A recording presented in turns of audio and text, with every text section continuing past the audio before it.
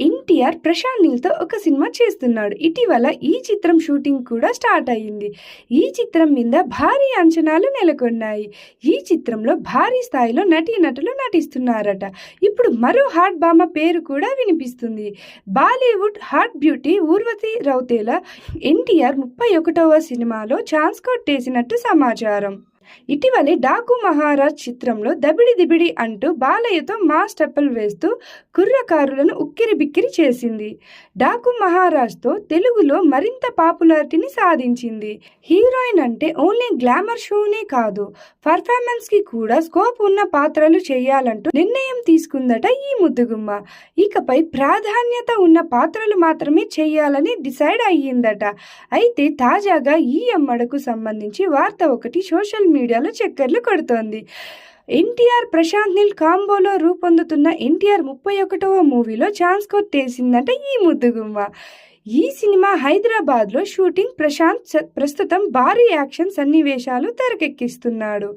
కథ ప్రకారం ఈ మూవీలో ఊర్వశి రౌతేలా పవర్ఫుల్ ఫీమేల్ రోల్లో కనిపించబోతున్నట్లు సమాచారం. అయితే త్వరలో ఈ సినిమాకు సంబంధించిన షూటింగ్లో ఊర్వశి జాయిన్ అవనుందట. ఎన్టీఆర్ 31గా పిలువబడే ఈ ప్రాజెక్టుకు డ్రాగన్ అనే వర్కింగ్ టైటిల్ పరిశీలనలో ఉంది.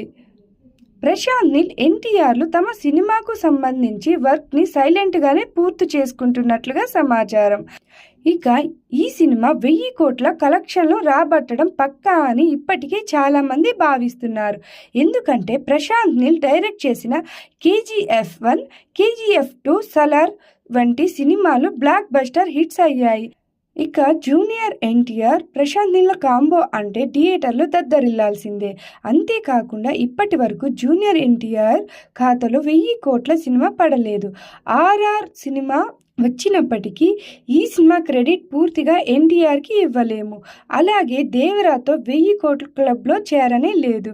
ఇక నెక్స్ట్ ప్రశాంత్ నీల్ డైరెక్షన్లో రాబోయే సినిమానే 1000 కోట్ల కలెక్షన్ చేస్తుందని నందమూరి ఫ్యాన్స్ ఒక నమ్మకం అయితే ఉంది.